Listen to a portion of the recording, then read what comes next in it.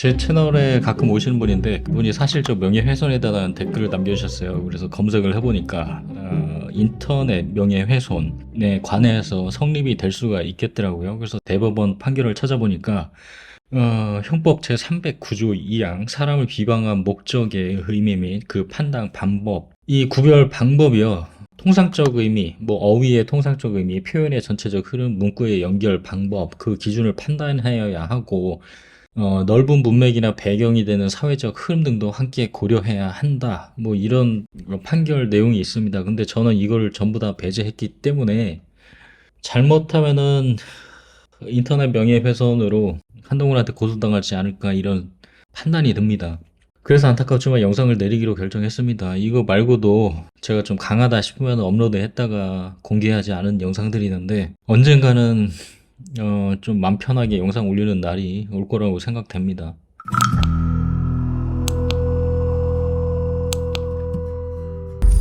첫 번째로 넘어가서 한일 회담 이후에 기시다 총리가 인도로 넘어갔죠. 인도에 넘어가서 모리 총리를 만나는데, 기시다 총리가 5월에 히로시마에서 열리는 G7 정상회담에 초대할 것이라고 그 자리에서 바로 밝혔습니다. 그리고 모디 총리는 그 자리에서 G7에 참석하겠다, 이렇게 의사를 표명했다고 합니다.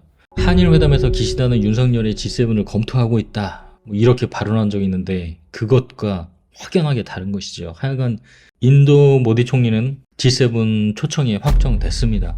다음으로 지소미아 관련 얘기를 잠깐 하면요, 아사히TV에 의하면 지소미아 관련 한국 정부가 종료 통지를 철회했다, 이런 기사가 올라와 있습니다. 일본 정부의 수출 규제에 대한 조치로 대응했던 지소미아를 윤석열이 철회했다는 것을 21일 일본에 통지를 했다는 겁니다. 서면으로요. 한일회담에서 지소미아 철회를 문서로 작성했었다면 국내에 더 큰 파장이 일어나고 시위가 있고, 이런 거를 윤석열이 의식해서 그런지 회담에서는 합의만 했었고, 결국 한국에 도착해서 지지 철회했다, 지소미아 더 이상 안 하겠다, 그거를 서면으로 작성해서 일본에 보낸 것이죠. 이번 서면 통보는 2019년 지소미아 종료 통보 및 종료 통보 효력 정지에 관해 모두 철회한다, 이런 내용들이 담겨 있습니다. 2019년 7월에 수출 규제를 받고 3개월 뒤인 10월에 한국은 국산 핵심 소재 대체 개발에 성공했고 국산 불산액 등을 바로 투입한 적이 있습니다. 일본에 의지할 필요가 전혀 없고 수입에 의존할 필요도 없는 그 소재를 다시 일본에 수출길을 열어주겠다는 것인데, 이거를 한국 언론에서는 반대로 당시 문재인 정부는 일본의 화이트리스트 배제로 양국 안보 협력 환경에 중대한 변화가 초래됐다, 이런 식으로 보도를 하고 있습니다. 과연 국익에 부합되는 정책이 국산을 사용하는 것일까요? 아니면 일본에 의존해서 윤석열처럼 일본의 충견으로 사는 것일까요? 국민들은 다 알고 있는데 윤석열과 대통령실 그리고 국민의 힘만 모르는 것 같습니다.